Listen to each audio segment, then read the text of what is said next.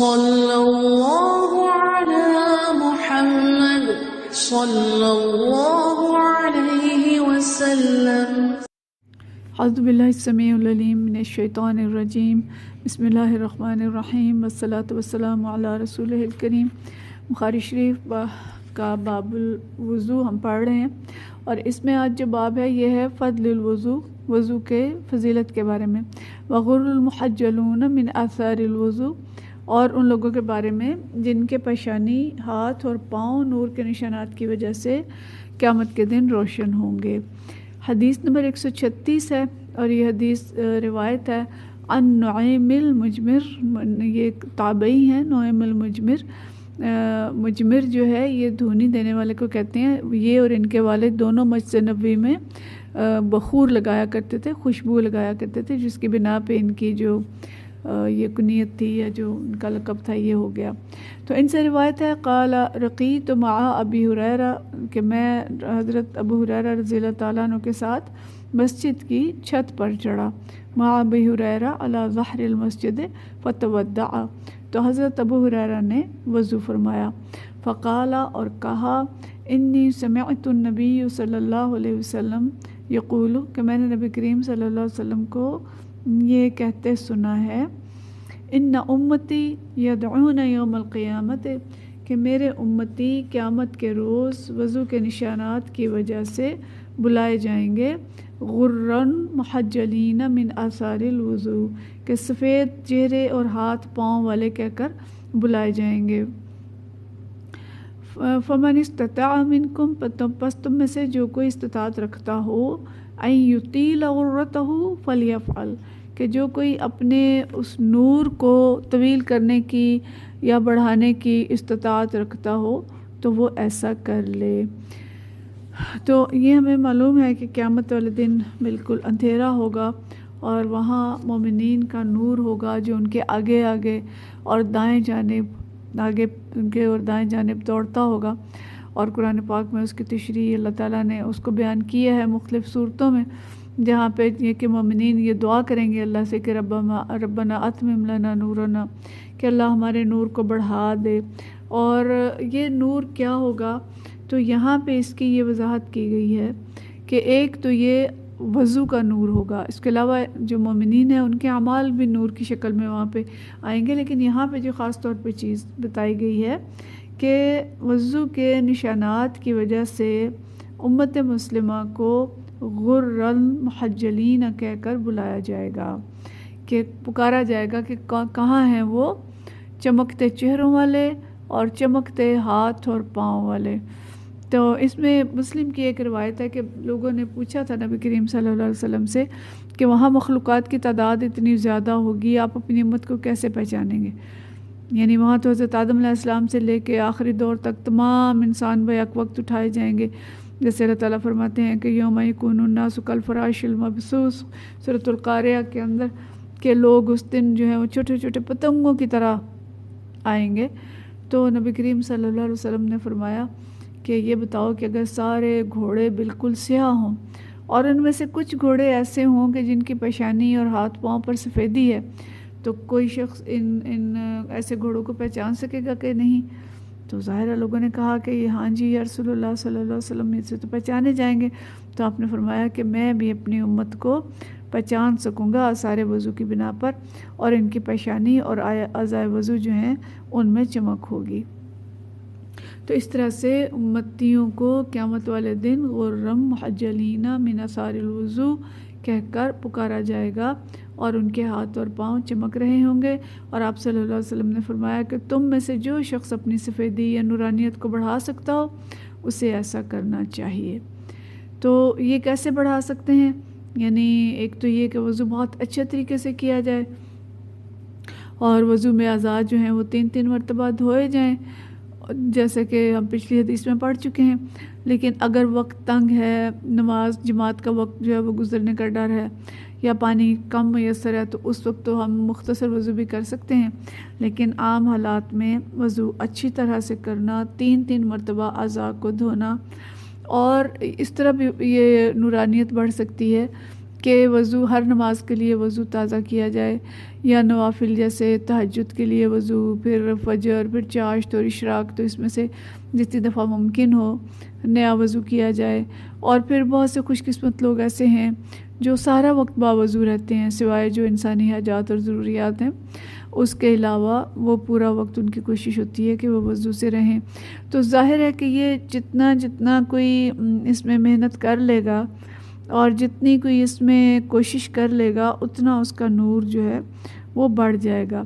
تو بہت خوش قسمت ہے مسلمان اس لحاظ سے کہ ایک تو وہ اللہ کے حضور حاضری دیتے ہیں، اور پھر وہ حاضری شوق کے ساتھ اور ذوق اور تیاری کے ساتھ حاضری دیتے ہیں۔ اور ہمیں معلوم ہے کہ جتنا بڑا دربار ہو اور جتنا بڑا بادشاہ ہو اس کے لیے اتنی زیادہ تیاری کی جاتی ہے، جتنی بڑی تقریب ہو، جتنا بڑا فنکشن ہو، اسی طرح کی تیاری جو ہے وہ انسان کرتے ہیں۔ تو نماز اور اللہ کے حضور حاضری، اس سے بڑا نہ کوئی یعنی کوئی حاضری ہو سکتی ہے، نہ کوئی بڑا دربار ہو سکتا ہے کہ جہاں پہ مسلمان کو حاضر ہونا ہے۔ تو جو مسلمان بہت اچھے طریقے سے وضو کرتا ہے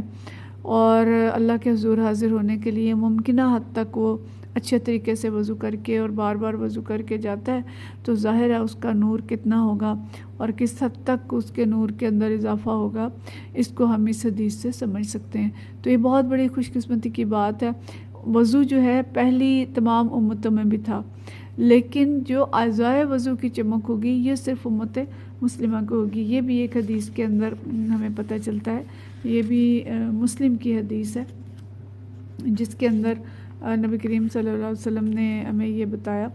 کہ وضو پر عمل درآمد پچھلے انبیاء نے بھی کیا، لیکن وضو کے نتیجے میں پیشانی کا چمکنا، ہاتھوں اور پاؤں کا چمکنا، آخرت میں یہ صرف اور صرف امت محمدیہ صلی اللہ علیہ وسلم کے ساتھ مخصوص ہے۔ تو ہماری بہت بڑی خوش قسمتی ہے، لیکن دیکھا یہ جاتا ہے اس وقت جو صورتحال ہے کہ وضو میں بہت زیادہ بے احتیاطی کی جاتی ہے۔ اکثر دیکھا ہے کہ کسی پبلک پلیسز پہ جائیں اور نماز کا وقت ہو، یا بعض پروگرامز کے اندر بھی دیکھا ہے کہ بس جلدی جلدی وضو کرنا، اور بس 2 منٹ میں 3 منٹ میں وضو کر کے فارغ ہو گئے، جلدی جلدی پانی ڈالا، چھپا کے مارے منہ پہ، اور اس طرح سے ہاتھ پاؤں دھوئے۔ اور بعض کو تو دیکھا ہے کہ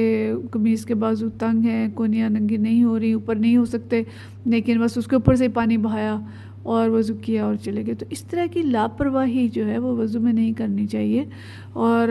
لباس سیتے ہوئے بھی ہمیں اس چیز کا خیال ہونا چاہیے کہ ہماری آستینیں اور پائنچے اتنے تنگ نہ ہوں، آستینیں اتنی تنگ نہ ہوں کہ وہ اوپر ہی نہ جا سکتی ہوں اور وضو مکمل نہ ہو سکتا ہو۔ اسی طرح وضو کے دوران اگر کوئی انگوٹھی، چلا، کوئی چیز پہن رکھی ہے تو اس کو بھی ہلایا جائے تاکہ اس کے نیچے بھی پانی چلا جائے۔ تو مطلب یہ ہے کہ ممکنہ حد تک اچھے طریقے سے وضو کرنا اور ضرورت کے مطابق بار بار وضو کرنا اور کوشش کرنا کہ باوضو رہیں۔ تو انشاءاللہ تعالیٰ جب ان ساری چیزوں کی ہم احتیاط کریں گے تو اللہ تعالیٰ ہمارے نور کو بڑھائے گا،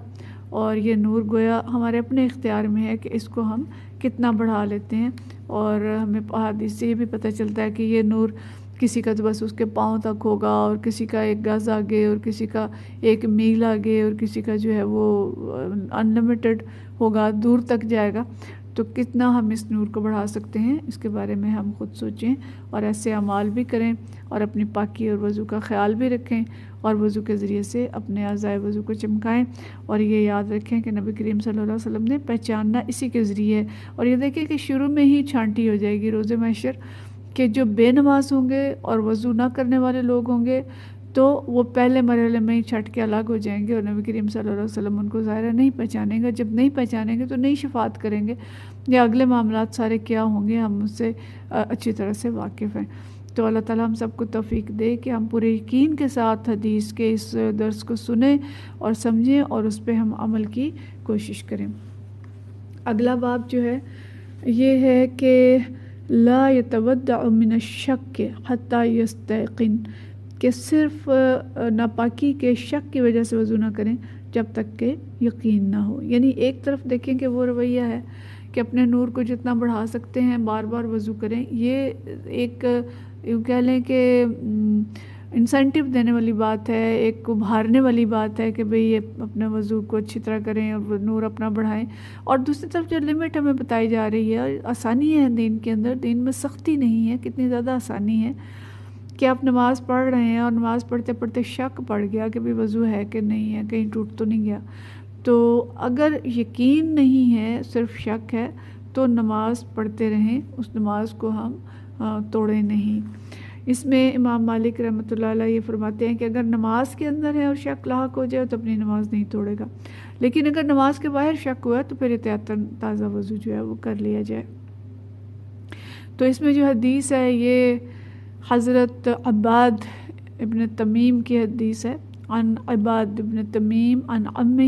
کہ عباد ابن تمیم اپنے چچا جو حضرت عبداللہ بن زید تھے ان سے روایت کرتے ہیں، انہ شکا الی رسول اللہ صلی اللہ علیہ وسلم،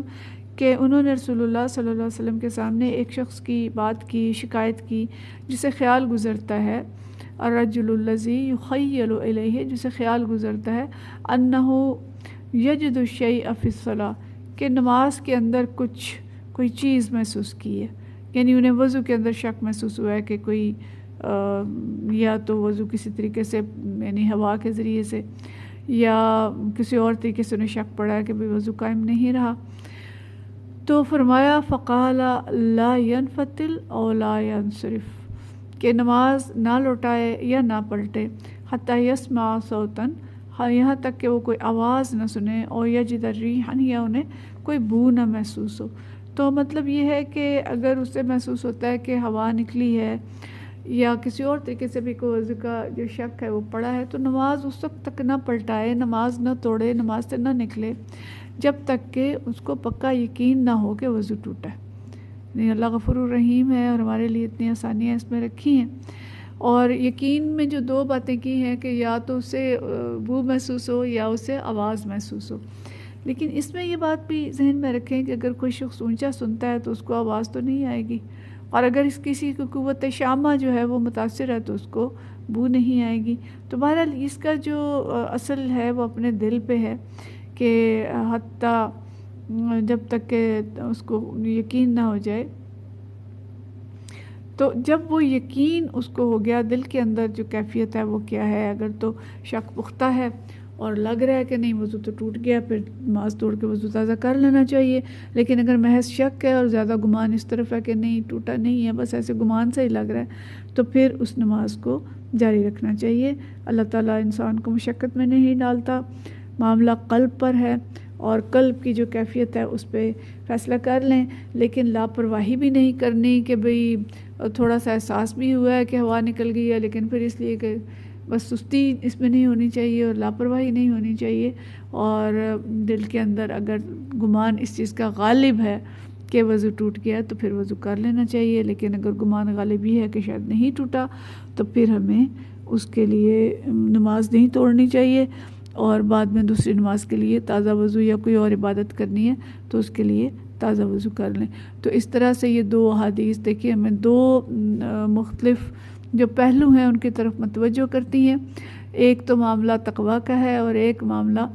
فتویٰ کا ہے، کہ تقویٰ کے لحاظ سے اور احسان کے لحاظ سے ہم اپنا نور جتنا بڑھانا چاہیں ہم بڑھا لیں، اور جتنا ہم زیادہ اور اچھا طریقے سے وضو کریں گے اتنا ہمارا نور بڑھتا جائے گا۔ اور دوسرا فتوے کے لحاظ سے ہے کہ فتوے کے لحاظ سے یہ ہے کہ اگر یقین نہیں ہے تو پھر نماز کو جاری رکھا جائے اور اسے توڑا نہ جائے، اور پھر دوبارہ سے بار بار وضو کرنے کی ضرورت نہیں ہے۔ تو یہ چیزیں جو ہیں ہمارے فہم پر بھی ہیں، ہمارے ایمان کی پختگی پر بھی ہیں، اور ہم کتنے حساس ہیں ان چیزوں کے بارے میں اس کے ساتھ بھی ان کا تعلق ہے، تو اس لحاظ سے ہم فیصلہ کریں، اور اللہ تعالیٰ نے جو آسانیاں دی ہیں ان سے بھی فائدہ اٹھائیں، اور اللہ تعالیٰ نے ہمیں جو آخرت کے بارے میں خوشخبریاں دی ہیں ان کا مصداق بھی ہم اپنے آپ کو بنائیں، اور خاص طور پہ وضو اور طہارت اور نماز کے بارے میں ہمیں جو خوشخبریاں دی گئی ہیں ان کو ہم استعمال کرتے ہوئے ہم زیادہ سے زیادہ پاکیزہ رہیں، اپنے کپڑے اپنے آپ کو صاف اور پاک رکھیں، اور وضو اور طہارت کا جو اونچا مقام ہے اس کو حاصل کرنے کی کوشش کریں۔ وآخر دعوانا ان الحمد للہ رب العالمین۔